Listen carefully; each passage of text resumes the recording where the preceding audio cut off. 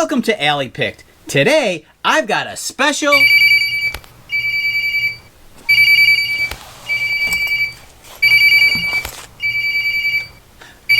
I'm sorry, I gotta take this call. It's from the 1980s.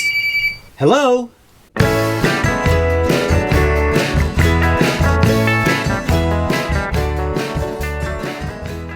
These tools belong to Raymond Haug.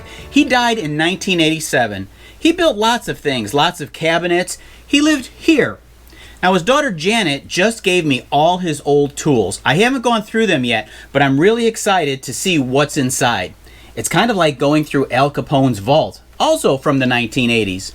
But these have real stuff inside. I can't wait to see some of the things that Raymond had in his toolbox. Let's unwrap some fun. First up, a typical hammer. Here's a coping saw used to cut intricate shapes or molding. Of course, you'd keep your blades in a plastic bottle. A hacksaw with some blades and some more blades. A toilet seat bumper? I have no idea what that is. An adjustable wrench. Here's an awl. I use these all the time. Ha, get it? A couple of ball peen hammers, also called machinist hammers.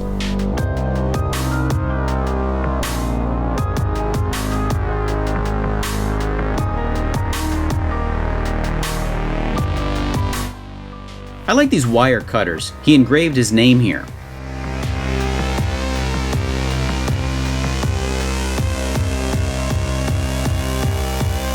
Here's something I've never seen before. It looks like a hammer on one end and a chisel or a screwdriver or something on the other. Very interesting. These are multifunctional scissors or tin snips. Looks like a bottle opener here. Not sure what this flat spot is used for.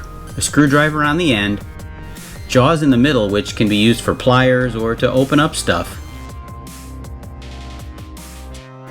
This is a nice axe. It's got a leather cover and a curved handle, which I've never seen before. Some right angle screwdrivers, Allen wrenches, glass cutters, nails wrapped in foil, of course, knobs, sandpaper on a piece of wood, probably used for sharpening his chisels.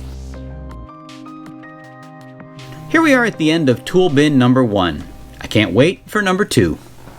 In order to make cool stuff from junk, you've got to have tools. I love old tools. They used to come in wooden boxes like this. Here's one from the 1940s. The craftsmanship on the box alone is incredible. It has dovetail joints on this micrometer box. It even has the original receipt from 1945. It cost $10.30. Pretty cool. I'd guess that over half of all the tools I own come from people who gave them to me because they know that I'm going to appreciate them and take care of them.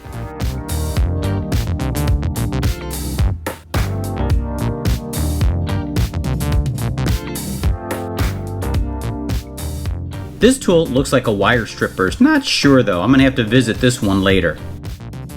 I always say you can never have enough screwdrivers. Needle nose pliers, a nail puller,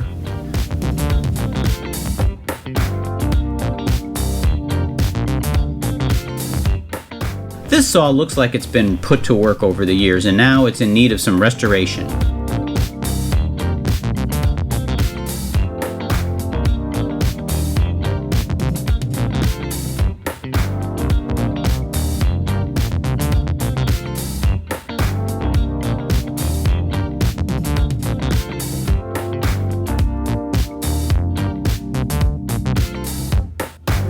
This is really cool, an old hand crank drill.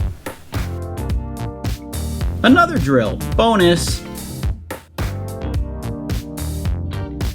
Some hooks, miscellaneous hardware.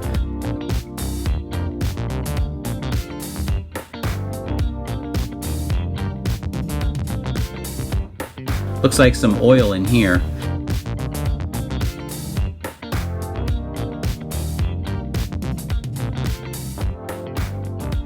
And now we come to the end of box number 2. That was a lot of fun, if you're a tool nerd like me.